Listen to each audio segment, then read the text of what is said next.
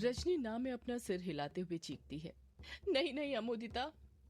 अमोदिता अपने आंसू बहाते हुए कहती है, हो सके तो मुझे माफ कर देना माँ। इतना कहकर अमोदिता मंत्र बड़बड़ाने लग जाती है।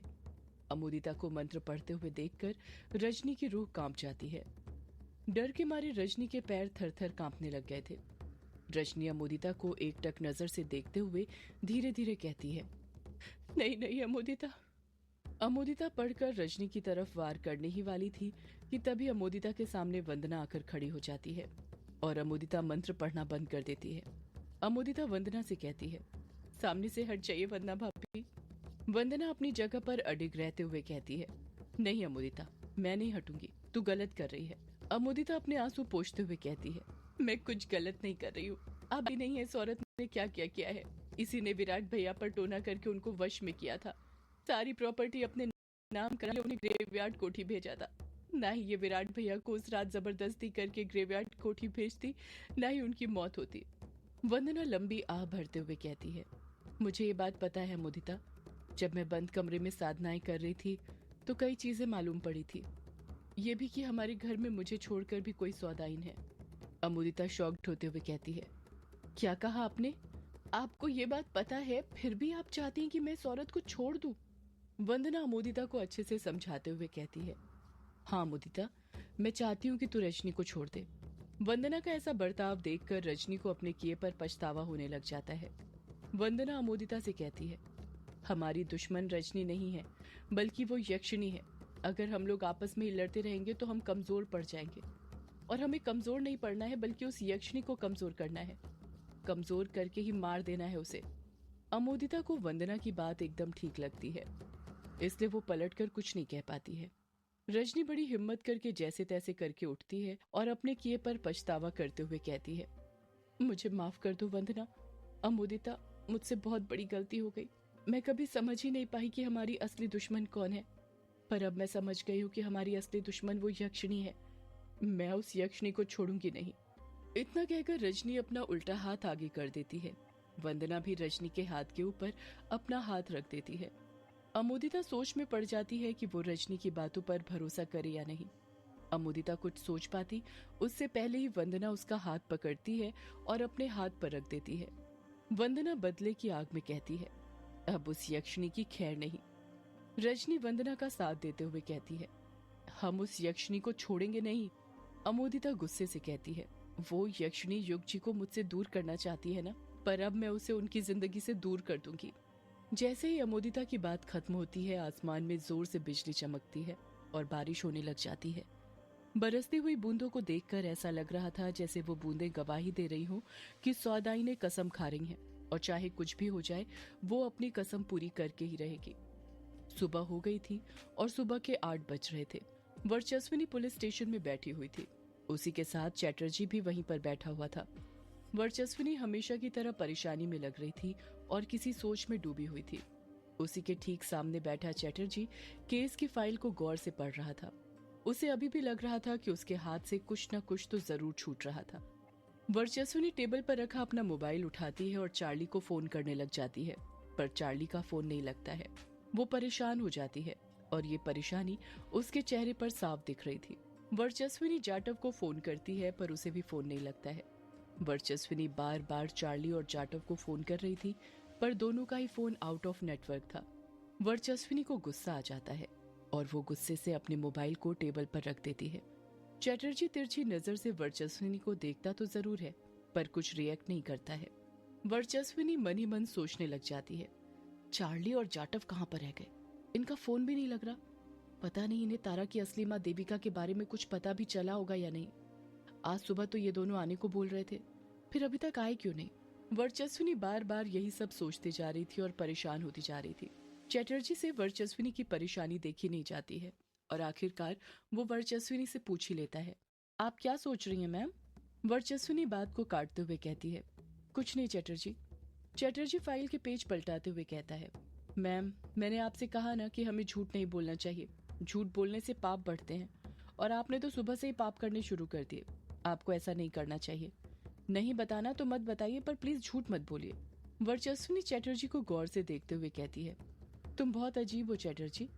चटर्जी हंसते हुए कहता है मेरे पिताजी भी यही कहते थे मैम। वर्चस्विनी और चटर्जी आपस में बातें कर ही रहे थे कि तभी वहां पर दिलीप और सुदेश आ जाते हैं। दिलीप ने तो अपने अंदर का सारा डर छुपा लिया था, क्योंकि वो कई बार ऐसी सिचुएशन से निपट चुका था। पर सुदेश घबराहट के कारण पसीना पसीना हुए जा रहा था। उसका ये डर उसके चेहरे पर साफ दिख रहा था। वर्चस्विनी दिलीप और सुदेश को देखते हुए कहती है, तो आ गए आप दोनों, आइए आइए बैठिए, आप दोनों का इंतजार तो था हमें। सुदेश टेबल के सामने रखी कुर्सी पर बैठने लग जाता है, पर तभी दिलीप उसका हाथ पकड़ लेता है और वर्चस्विनी की तरफ देखते हुए गुस्से के साथ कहता है, हम यहाँ पर बैठने के लिए नहीं आए हैं। ऐसी क्या आफत आन पड़ी कि जिसके कारण तूने हमें यहाँ पर बुलाया है? वर्चस्विनी अपना गुस्सा छुपाते हुए कहती है, तुम दोनों की खातिरदारी करने के लिए बुलाया है मैंने तुम्हें। दिलीप हंसते हुए कहता है पुलिस वाले कब से खातिरदारी करने लगे? उन्हें तो खुद खातिरदारी की जरूरत पड़ती है। अगर कुछ चाहिए था तो बोल देती, हम भिजवा देते। बोल कितना पैसा चाहिए, कितने में खातिरदारी होगी तेरी? वर्चस्विनी दिलीप की आंखों में देखते हुए कहती है, अच्छा तो आप खातिरदारी करेंगे हमारी? दिलीप अपनी बात पर अडिग रहते हुए कहता है, हाँ बिल्कुल, बोलिए कितना पैसे चाहिए? वर्चस्विनी धीरे से कहती है, पैसे नहीं हीरा चाहिए। वर्चस्विनी की बात सुनकर दिलीप अकबका जाता है। दिलीप हकलाते हुए कहता है, ख, ख, ख, कैसा हीरा? वर्चस्विनी दिलीप को घूरते हुए कहती है, यक्षिणी के ताज का हीरा। याद आया कुछ? चटर्जी मन ही मन सोचने लग जाता है, ये मैम किस हीरे और ताज के बारे में बात कर रही है दिलीप से? हमने तो इसे किसी और मामले के लिए बुलाया था। दिलीप अपनी नजरें चुराते हुए कहता है, मैं यक्षिणी के ताज के बारे में कुछ नहीं जानता, समझी तुम? दिलीप को नजरें चुराते हुए देख वर्चस्विनी समझ जाती है कि वो उसे यक्षिणी के ताज और हीरे के बारे में कुछ नहीं बताने वाला, और वो उससे इस बारे में कुछ ज्यादा पूछ भी नहीं सकती थी, क्योंकि उसके पास इस मामले में दिलीप के खिलाफ कोई सबूत नहीं थे। सुदेश मन ही मन सोचने लग जाता है, आखिर वर्चस्विनी जी ने मुझे यहाँ पर क्यों बुलाया है? कहीं इन्हें पता तो नहीं चल गया कि जिस रात यक्षिणी ने कमली का शिकार किया, उस रात कमली के शिकार बनने से पहले मैं उसके साथ था। सुदेश नाम में अपना सिर हिलाते हुए मन ही मन सोचता है, नहीं नहीं, ऐसा नहीं होना चाहिए, वरना मेरी जिंदगी बर्बाद हो जाएगी। अगर रजनी को पता चल गया कि मैं किसी दूसरी औरत के साथ था, तो कानून तो मुझे बाद में सजा देगा, उससे पहले रजनी मुझे सजा दे देगी अपने काले जादू से। वर्चस्विनी सुदेश के हाव भाव नोटिस करते हुए कहती है, क्या हुआ सुदेश, तुम्हें कुछ पता है क्या यक्षिणी के ताज के बारे में? सुदेश हड़बड़ाहट के साथ कहता है, नहीं नहीं, मुझे भला यक्षिणी के ताज के बारे में क्या पता होगा? मेरे सुनने में तो पहली बार ये आया है कि यक्षिणी के पास कोई ताज भी था। वर्चस्विनी कुछ बोलती उससे पहले ही दिलीप गुस्से के साथ बोल पड़ता है, अगर तुम्हारे ये फालतू के सवाल खत्म हो गए हो तो तुम हमें बताओगी कि तुमने हमें यहाँ पर क्यों बुलाया है? वर्चस्विनी दिलीप को घूरते हुए कहती है, कहा तो खातिरदारी करने के लिए। अरे ये क्या, आप दोनों तो अभी तक खड़े ही हैं, बैठिए ना। बैठ क्यों नहीं रहे? कहीं आप दोनों को पाइल्स की बीमारी तो नहीं? दिलीप गुस्से से भरते हुए कहता है, ये तुम क्या बोल रही हो? जानती हो ना किससे बात कर रही हो? दिलीप ने जितने गुस्से से बात की थी उससे कहीं ज्यादा गुस्से से वर्चस्विनी कहती है, अच्छे से जानती हूँ मैं किससे बात कर रही हूँ। क्या मैं जान सकती हूँ कि क्यों आजकल तुम दोनों हर एक दो दिन में मेहंदी पथार हॉस्पिटल आते जाते रहते हो? जैसे ही वर्चस्विनी ये बात बोलती है, दिलीप और सुदेश दोनों घबरा जाते हैं। दोनों में से कोई कुछ नहीं कहता है। वर्चस्विनी उन दोनों पर दबाव बनाते हुए कहती है, मैं कुछ पूछ रही हूँ, जवाब दो। दिलीप फिर अकड़ते हुए कहता है, हम किसी भी काम से जाएं, उससे तुम्हें क्या लेना देना? वर्चस्विनी आक्रोश के साथ कहती है, लेना देना है, क्योंकि जिस हॉस्पिटल में तुम दोनों जाते हो उसमें ऑर्गन्स चोरी का मामला सामने आया है, और सीसीटीवी कैमरे में साफ दिख रहा है कि तुम दोनों हर एक दो दिन में आते हो और एक सफेद पॉलिथीन में रखकर कुछ ले जाते हो। दिलीप और सुदेश की बोलती बंद हो जाती है। वर्चस्विनी आगे कहती है, क्या मैं जान सकती हूँ कि उस पॉलिथीन में तुम क्या ले जाते हो? दिलीप की सारी अकड़ निकल जाती है। सुदेश मन ही मन सोचता है, अब तो हम गए। दिलीप नर्म लहजे से कहता है, देखिए बात ऐसी है कि मेरी जो पत्नी जानकी है उसकी 1 महीने से तबीयत खराब है, जिस कारण उसका शुगर लेवल खराब हो गया है, तो उसके लिए कुछ दवाइयों की जरूरत पड़ती है। वो हॉस्पिटल में आसानी से मिल जाती है, इंसुलिन के लिए हमें भटकना नहीं पड़ता है। डॉक्टर परमार से पहचान है हमारी, वो आसानी से दिला देते हैं, तो बस वही लेने आते हैं। वर्चस्विनी दिलीप पर अपनी आंखें टिकाते हुए कहती है, क्या कहा? पत्नी की तबीयत खराब है, पर वो तो नहीं दिखी हॉस्पिटल आते। दिलीप कहता है, वो क्या है, मैंने कहा ना, मेरी पत्नी की तबीयत बहुत खराब है, बेचारी ठीक से चल भी नहीं पाती, और ये सुदेश की बेटी अमोदिता वो नर्स है, तो वही उसे बोतल चढ़ा देती है। बस हमें इंसुलिन लेने यहाँ पर आना पड़ता है। वर्चस्विनी कुछ और सवाल पूछते उससे पहले ही दिलीप बोल पड़ता है। अगर मेरी बातों पर विश्वास नहीं हो रहा तो आप डॉक्टर परमार से पूछ सकते हैं। रुकिए, दवाई के पर्चे की फोटो होगी। सुदेश, जरा दिखाना इन्हें। सुदेश हड़बड़ाहट के साथ अपना मोबाइल निकालता है और जानकी की दवाई के पर्चे चैटर्जी को दिखाने लग जाता है। चैटर्जी वो पर्चे देखते हुए नाराजगी के साथ वर्चस्विनी से कहता है, ये दोनों ठीक बोल रहे हैं मैम, पर्चे यही गवाही दे रहे हैं। वर्चस्विनी का मुंह उतर जाता है। दिलीप वापस से अकड़ दिखाते हुए कहता है, अगर पूछताछ खत्म हो गई हो तो क्या अब हम जा सकते हैं? वो क्या है ना, मुझे बहुत काम है, आप लोगों की तरह खाली नहीं हूँ। वर्चस्विनी कुछ जवाब नहीं देती है, बस गुस्से के साथ दिलीप को घूरते रहती है। अगले ही पल दिलीप और सुदेश वहां से चले जाते हैं। इस तरफ ग्रेवयार्ड कोठी में शालिनी किचन के अंदर चाय बना रही थी। किचन में इस वक्त उसके अलावा कोई और नहीं था। शालिनी के जस्ट सामने एक खिड़की थी। उस खिड़की से ग्रेवयार्ड कोठी के पीछे का जो कुआं साफ दिखाई देता है। शालिनी चाय बनाने में मगन ही थी कि तभी उसे कुएं के पास कुछ हलचल होती हुई दिखाई देती है। शालिनी तुरंत कुएं की तरफ गौर से देखने लग जाती है। वो देखती है कुएं के पास एक आदमी खड़ा हुआ था जिसने ब्लैक शॉल ओढ़ा हुआ था, वही शॉल जो उसके बाबा ओढ़ा करते थे। शालिनी उस आदमी को देखते हुए कहती है, ये तो बाबा है, इस वक्त ये यहाँ पर? अच्छा हुआ आ गए, मुझे इनसे काम था। इतना कहकर जल्दी जल्दी किचन से बाहर निकलने लग जाती है। हॉल में कोई नहीं था, जिस कारण उसे बिल्कुल भी परेशानी नहीं होती है ग्रेवयार्ड कोठी के बाहर आने में।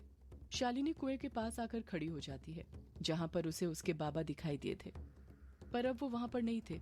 कुएं के पास उसके अलावा कोई नहीं था। शालिनी खुद से कहती है, ये बाबा कहाँ पर चले गए? अभी तो यहीं पर थे। इतना कहकर शालिनी अपने बाबा को अपने आसपास ढूंढने लग जाती है, पर वो उसे कहीं दिखाई नहीं देते हैं। शालिनी खुद से कहती है, कहीं ये मेरा वहम तो नहीं था? शालिनी ने इतना सोचा ही था कि तभी उसके पीछे से उसके बाबा की आवाज सुनाई देती है, शालिनी बेटा। शालिनी तुरंत पीछे मुड़ती है और अपने बाबा को देखकर खुश हो जाती है। शालिनी रज्जन से पूछती है, आप कहाँ चले गए थे बाबा? रज्जन जवाब देता है, वो मैं छुप गया था बेटी, इस डर से कि तेरे अलावा कोई और मुझे न देख ले। शालिनी यामिनी की आवाज में कहती है, अच्छा हुआ बाबा आप आ गए, मुझे आपको कुछ बताना था। रज्जन पूछता है, क्या बताना था बेटा? शालिनी हिचकिचाते हुए कहती है, वो बाबा, अभिमन्यु के हाथ डायन का हीरा लग गया है। रज्जन हैरानी के साथ कहता है, क्या कहा? अभिमन्यु के हाथ डायन का हीरा लग गया? पर ये तूने कैसे होने दिया? शालिनी हड़बड़ाहट के साथ कहती है, वो बाबा, अब मैं आपको क्या बताऊं। वो एक तरफ कछुआ करकंड हथियार बना रहा था और दूसरी तरफ अभिमन्यु टाइपराइटर खोलने में लगा हुआ था। आप ही बताइए, मैं दोनों को एक साथ कैसे रोक सकती? ऊपर से अमावस्या भी थी, मैं तो खुद अपने आप को काबू में नहीं रख पा रही थी। रज्जन घबराते हुए कहता है, ये अच्छा नहीं हुआ, अभिमन्यु के हाथ डायन का हीरा नहीं लगना चाहिए था। शालिनी रज्जन को एकटक नजर से देखते हुए पूछती है, आप इतने घबरा क्यों गए बाबा? क्यों अभिमन्यु के हाथ डायन का हीरा नहीं लगना चाहिए था? सदियों से है पुरानी